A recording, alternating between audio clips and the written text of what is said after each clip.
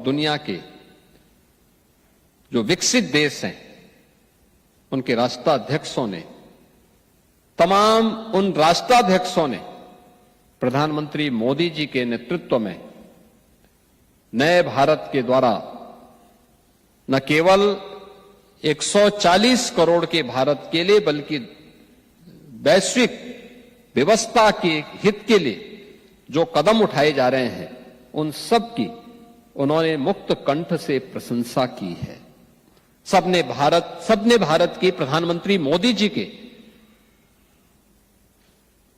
Digital India vision के प्रति सबने उसकी ताकत को महसूस किया है। कितना बड़ा प्रभाव पड़ता है। भारत की सबसे बड़ी आबादी का राज्य है उत्तर प्रदेश। उत्तर प्रदेश आज से 9 वर्ष पहले क्या था? अव्यवस्था की स्थिति थी। दंगे, असुरक्षा, अव्यवस्था, अराजकता, ये वहां की पहचान बन गई थी। और पिछले 9 वर्ष के अंदर प्रधानमंत्री मोदी जी के विजनरी लीडरशिप में आज आपने देखा होगा उत्तर प्रदेश जो भारत की आत्मा का प्रदेश है, आज वह उत्तर प्रदेश उस विजन को जमीनी धरातल पर उतार रहा है। विरासत और विकास का एक अद्भुत संगम वहां देखने को आपको मिलता होगा। अयोध्या में जब हम श्री राम जन्मभूमि पर भगवान श्री राम के भव्य राम मंदिर के निर्माण की बात करते हैं तो केवल राम मंदिर नहीं, ये भारत की मर्यादा का एहसास भी हर भारतवासी को कराता है।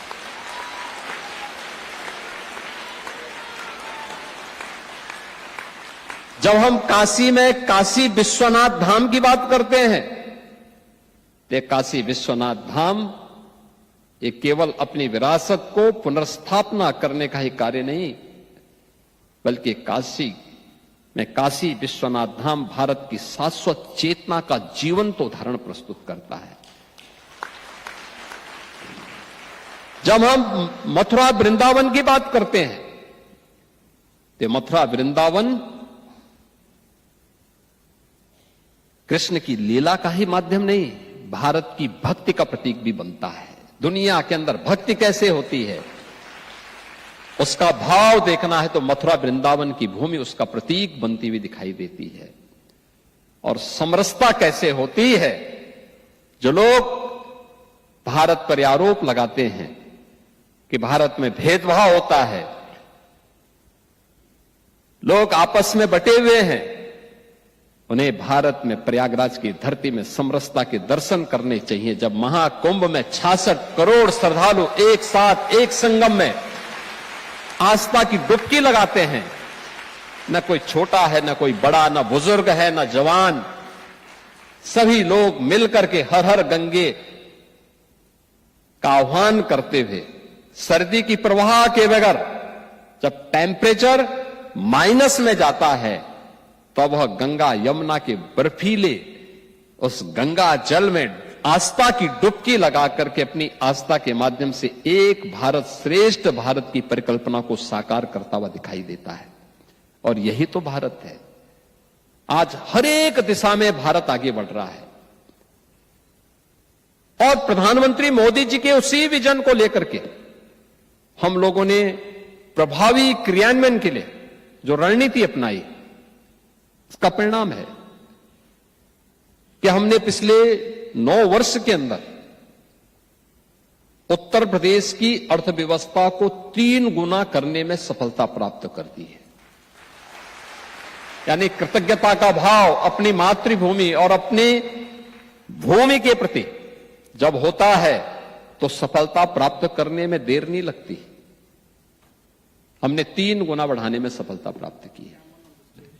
आप देखते होंगे आज के दिन पर हम लोगों ने उत्तर प्रदेश के अंदर जो पर कैपिटा इनकम है इसको लगभग 3 गुना पहुंचाने में सफलता प्राप्त की है। उत्तर प्रदेश के बारे में जो आज से 9 वर्ष पहले लोग बीमारू राज्य के रूप में कहते थे, बिहार, मध्य प्रदेश, राजस्थान और उत्तर प्रदेश को मिलाकर के उत्तर भारत के इन 4 राज्यों को मिलाकर के, जो वर्तमान में 6 राज्य के रूप में है, जिसमें उत्तराखंड भी और झारखंड भी और छत्तीसगढ़ भी, ये 7 राज्य इसके साथ जुड़े हुए हैं। इनको एक बीमारू राज्य की श्रेणी में ला करके एक बड़ी आबादी को मानसिक रूप से बीमार बनाने की कुत्सित चेष्टा का हिस्सा बना दिया गया था। 80 के दशक में शब्द निकला था, याद करिए 80 के दशक में, और लगातार इस भाव से ग्रसित थे। याद करिए ना, कभी भारत के एक सुप्रसिद्ध वैज्ञानिक जगदीश चंद्र बसु ने इस बात को कहा था। उन्होंने कहा मनुष्य में तो कोई भेद होना ही नहीं चाहिए, और ये भेद अगर हम करते हैं तो ईश्वर के प्रति हम भेदभाव करते हैं। और उस समय उन्होंने कहा था, अरे मनुष्य की बात तो दूर, एक जड़ और चेतन के बीच में भी अगर भेदभाव होता है तो उसका प्रभाव क्या होता है। उन्होंने कहा, मैं इसका उदाहरण देता हूं। उन्होंने 2 पेड़ लगाए थे, 2 पौधे एक साथ लगाए। कहते हैं जगदीश चंद्र बसु ने 2 पौधे लगाए थे एक समान परिस्थिति में। एक को वे रोज जाते थे, पानी देते थे, समय पे खाद देते थे, सभी प्रकार की परिस्थितियां उसके सामने प्रस्तुत करते थे, उन्हें पुचकारते थे कि तो बड़ा होगा, फलेगा, फूलेगा, खूब आगे बढ़ेगा, तेरे आगे की पीढ़ियां बढ़ेंगी। और दूसरे पेड़ को भी परिस्थिति तो वही देते थे, उसको पानी देते थे, खाद देते थे, सभी वही परिस्थिति जो पहले वाले पेड़ को दे रहे हैं, लेकिन उसको कोसते थे तो बड़ा नहीं हो पाएगा, तो मर जाएगा, तो बीमार है, तो निकम्मा है, तो कुछ नहीं कर पाएगा। उसने देखा एक समय तक दोनों पेड़ समान रूप से आगे बढ़े, लेकिन एक समय के बाद जिसको पुचकारते थे वो बढ़ता गया, फलने लग गया, लेकिन जिसको कोसते थे वो एक समय के बाद बड़ा तो हुआ, कुछ देर तक बड़ा होता गया, लेकिन फिर सोखते सोखते ठूंठ बन गया, अंत में उसकी लीला समाप्त हो गई। और यही अगर एक पेड़ के साथ हो सकता है तो जीव और उसमें भी मनुष्य के साथ जब भेदभाव होगा तो उसकी स्थिति भी यही होती है। हम सबको इस बारे में ध्यान रखना होगा कि भारत कभी भी इन बातों को प्रोत्साहित नहीं करता है, कभी नहीं करता है। और अगर आपको देखना हो, हमारे पर्व और त्योहार उस बात के उदाहरण हैं जहां पे एक समरसता हम सब के बीच में दिखती है। और पर्व त्योहार के पीछे की मान्यता भी यही है, सब एक साथ मिल करके, एक छत के नीचे मिल करके उस आयोजन में सहभागी बने। उसके पीछे का उद्देश्य भी यही होता है। आज भारत गर्व के साथ कहता है कि भारत अब एक भारत भी है और श्रेष्ठ भारत की भी अपनी यात्रा को लेकर के आगे बढ़ रहा है। और एक भारत श्रेष्ठ भारत की इस नई यात्रा के साथ हर एक भारतीय को जुड़ना चाहिए, हर प्रवासी भारतीय को जुड़ना चाहिए। हमारा दायित्व है, जिस धरती पर रहते हैं उस धरती के प्रति अपने कर्तव्यों का निर्वहन भी ईमानदारी पूर्वक करें। कोई हम पर उंगली न उठाए, हमें शक की निगाहों से न देखे, लेकिन साथ ही साथ जिस मातृभूमि के साथ हमारी पूर्वजों का संबंध है उसके प्रति भी अपने कर्तव्यों का निर्वहन करने के लिए सदैव डट करके हम कार्य करेंगे तो सचमुच एक नई प्रेरणा प्राप्त होगी। अभी मैं यहां पे इंडिया ग्लोबल स्कूल के इस कैंपस में जब आया, और मैं सचमुच अतुल जी आपको और अपने हाई कमिश्नर महोदय को इस बात के लिए धन्यवाद दूंगा। भारत की शास्त्रीय विधा को यहां पर इन बच्चों ने कितने सुंदर ढंग से, कितना सुंदर प्रस्तुति गणपति वंदना के माध्यम से यहां पे प्रस्तुत की। आज जब ये घोड़ लग रही है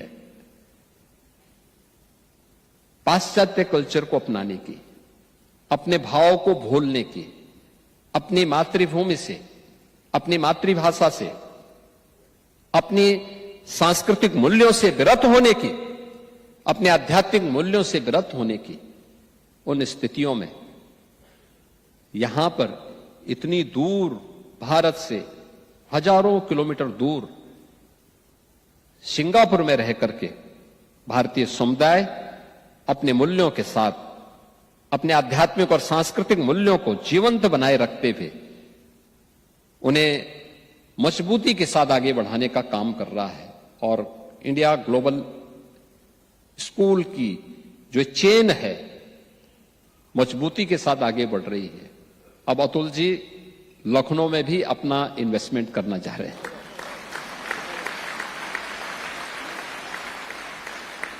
उन्होंने कहा स्कूल ही नहीं खोलेंगे, स्कूल के साथ स्किलिंग को भी लेकर के आएंगे।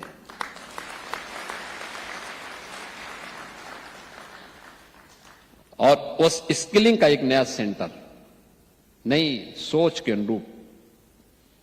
याद करिए ना, दुनिया जब कोविड के कालखंड में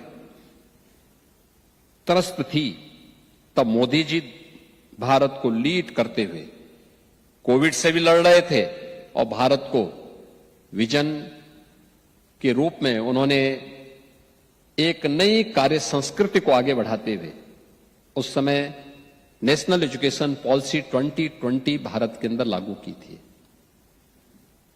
आज उसके परिणाम दिखाई दे रहे हैं।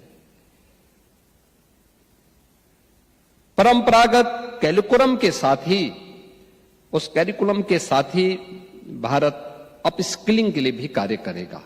स्कूली पीरियड से ये सारे कार्यक्रम एक साथ चलेंगे।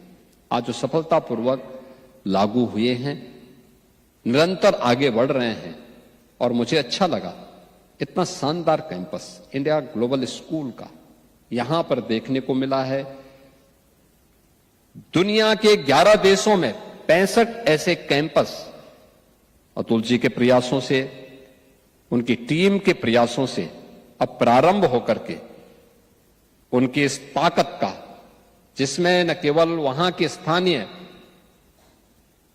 जो वहां के एजुकेशनल सिस्टम है उसको तो अपनाया ही गया है, लेकिन मुझे अच्छा लगा कि यहां का ये कैंपस भारत के सीबीएसई बोर्ड के पाठ्यक्रम को भी यहां पे यहां के बच्चों को पढ़ाने का काम करता है। एक नई दिशा में हम आगे बढ़े हैं और हम सबको इस दिशा में आगे बढ़ना चाहिए। मैं आज के इस अवसर पर आप सबको इस बारे में अवगत कराऊंगा। उत्तर प्रदेश ने अब आधुनिक इंफ्रास्ट्रक्चर के साथ ही आज की जो आधुनिक टेक्नोलॉजी है उसके एक नए हब के रूप में अपने आप को स्थापित करने में सफलता प्राप्त की है। आज भारत के अंदर एक्सप्रेस वे का 55% एक्सप्रेस वे उत्तर प्रदेश के पास है। भारत का रेल का सबसे बड़ा नेटवर्क उत्तर प्रदेश के पास है। भारत के अंदर सबसे ज्यादा सिटी में मेट्रो पब्लिक ट्रांसपोर्ट की सेवा उत्तर प्रदेश के पास है। और भारत के अंदर सबसे ज्यादा एयरपोर्ट भी आज उत्तर प्रदेश के पास है। और अभी अगले ही महीने प्रधानमंत्री मोदी जी के कर कमलों से उत्तर प्रदेश का नोएडा इंटरनेशनल एयरपोर्ट जेवर, ये जो भारत का सबसे बड़ा एयरपोर्ट बनने जा रहा है, उसका उद्घाटन भी प्रधानमंत्री मोदी जी के कर कमलों से होने जा रहा है।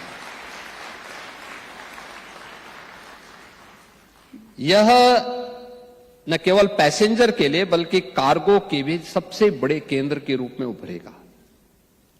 बहुत बड़ा सेंटर बन रहा है, उसको हम आगे बढ़ा रहे हैं। भारत के मोबाइल फोन के 55% मैन्युफैक्चरिंग उत्तर प्रदेश के अंदर हो रही है आज के दिन पे। और इलेक्ट्रॉनिक कंपोनेंट का 60% मैन्युफैक्चरिंग यूपी के अंदर हो रहा है। अब वो दंगों वाला यूपी नहीं है। अब उत्तर प्रदेश के अंदर न कर्फ्यू है, न दंगा है, अब यूपी में सब चंगा है।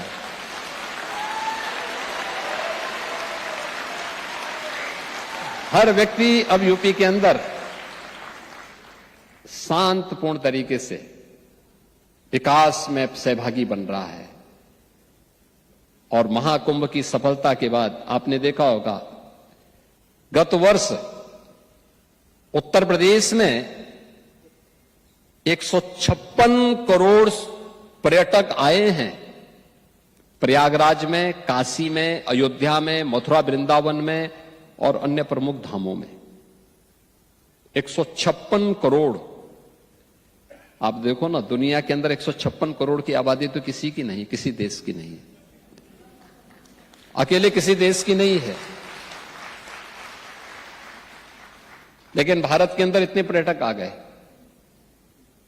और इस संख्या लगातार बढ़ती जा रही है।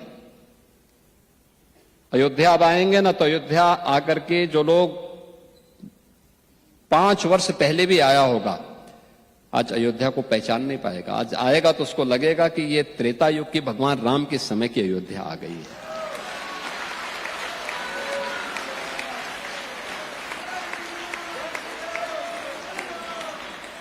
आप काशी में अब आएंगे तो काशी फिर से आपको देवादिदेव महादेव की इस अनुभूति का एहसास करा देगा।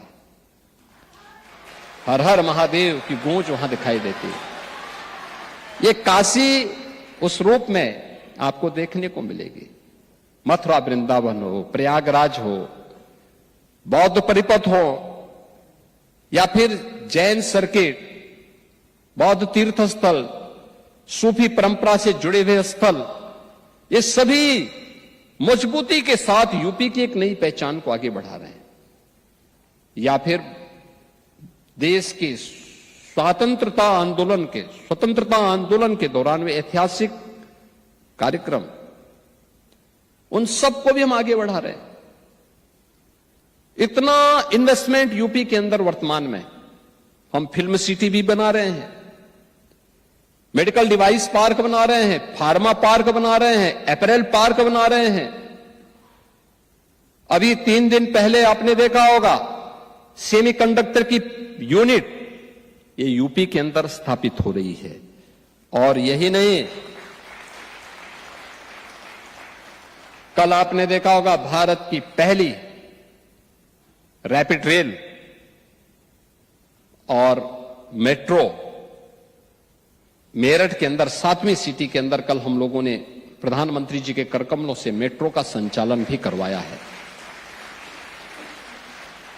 भारत के अंदर डिफेंस मैन्युफैक्चरिंग कॉरिडोर भी यूपी के अंदर स्थापित हुआ है। हमारे 6 नोड विकसित हो रहे हैं और ऑपरेशन सिंदूर के अंदर जो ब्रह्मोस मिसाइल दागी गई थी ना, वो लखनऊ की ही है।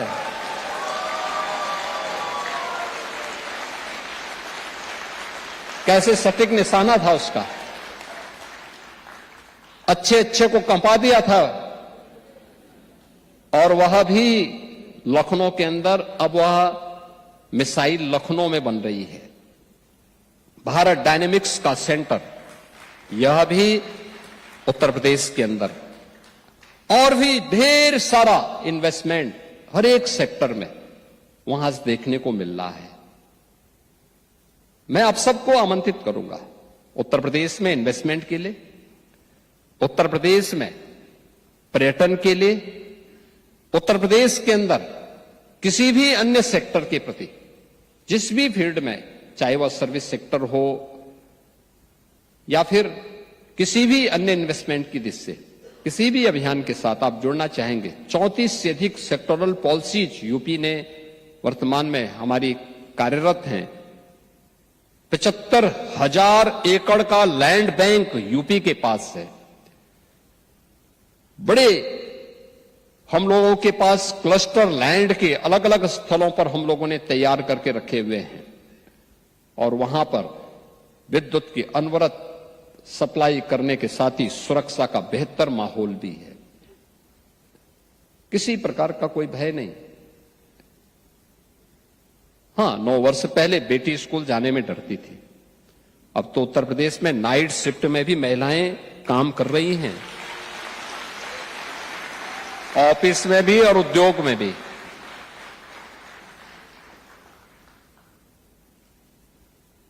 ये सभी कार्य लगातार प्रधानमंत्री मोदी जी के विजनरी लीडरशिप में यूपी ने अचीव किए हैं और इसीलिए मुझे अवसर मिला तो यद्यपि आज सुबह ही हम 6 बजे पहुंचे और 6 बजे पहुंचने के साथ ही 8:30 बजे से हमारे हाई कमिश्नर महोदय ने हमारी मीटिंग्स लगवा दी।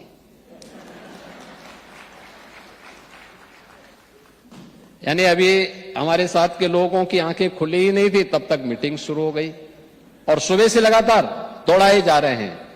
इस सेंटर को देखना है, फलानी जगह मीटिंग करना है, फलानी जगह इस मीटिंग को कर दीजिए, फलानी जगह इस कार्य के लिए इस कार्य को करना है। लेकिन उसी में से एक समय उन्होंने आपके लिए भी निकाला है। मैं उनको धन्यवाद देता हूं, आप सबका अभिनंदन करता हूं। उत्तर प्रदेश में आपको आमंत्रित भी करता हूं कि आप लोग उत्तर प्रदेश आइए। उत्तर प्रदेश में आप सबका अभिनंदन है। उत्तर प्रदेश भारत की आत्मा का प्रदेश है, आप सबका अभिनंदन है। आज के इस अवसर पर मैं एक बार फिर से आपके इस उत्साह के लिए आप सबको मैं हृदय से अभिनंदन करता हूं। अभी अगले माह के प्रारंभ में ही होली आ रही है, होली की शुभकामनाएं भी आप सबको मैं देता हूं।